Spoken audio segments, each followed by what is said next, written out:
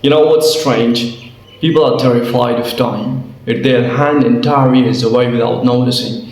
Not because somebody stole them, not because life wasn't fair, not because they had no opportunity.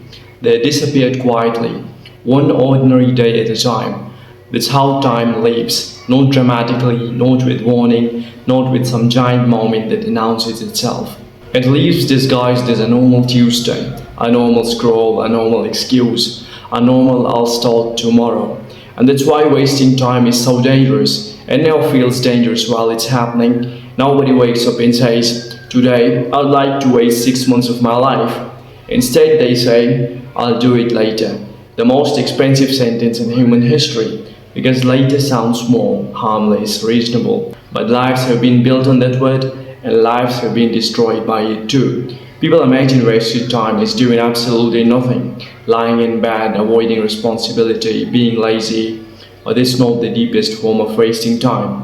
The deepest form is spending years moving without moving toward anything, being busy every day, exhausted every night, and somehow ending in the same place. That's terrifying. Imagine climbing a ladder for 10 years, only to discover it was leaning against the wrong wall. That's what so many people experience, not lack of effort, misplaced effort. Because movement and progress are not the same thing. You can spend years preparing, researching, planning, learning, thinking, optimizing, waiting for confidence, waiting for certainty, waiting for the perfect moment, and never actually begin. The human mind is brilliant at creating productive looking delays. That's why some people stay trapped for decades while feeling busy. They aren't avoiding work, they are avoiding risk. Because once you start seriously pursuing something, reality becomes real. Dreams are comfortable when they are distant. You can imagine writing the book, starting the business, building the channel, changing your life, and imagination is forgiving. Reality isn't. Reality gives feedback, reality exposes weaknesses, reality reveals whether your desire is stronger than your excuses. So many people unconsciously stay in preparation forever, not because they are stupid, because possibility feels safer than proof. As long as nothing is attempted, nothing can fail. But nothing can succeed either. And years pass, that's another thing nobody talks about. Time moves differently depending on awareness. A meaningful day feels long, a distracted year feels short. Think about it. Can you clearly remember most random days from 3 years ago? Probably not, because repetition compresses memory. The same routines, distractions, thoughts, the same reactions. The brain stops recording details, and suddenly 5 years feel like one, not because time accelerated, because attention disappeared. That's what wasted time really is, not spending hours doing nothing, spending years unconscious, existing without fully participating in your own life.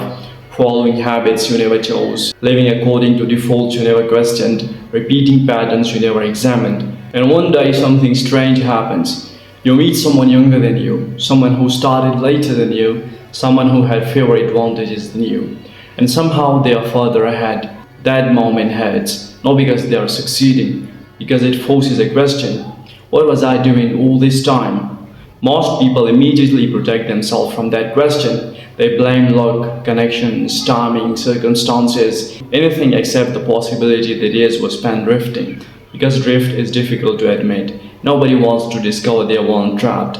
They were simply distracted. And modern life makes distraction almost effortless. For the first time in history, an entire lifetime can disappear comfortably.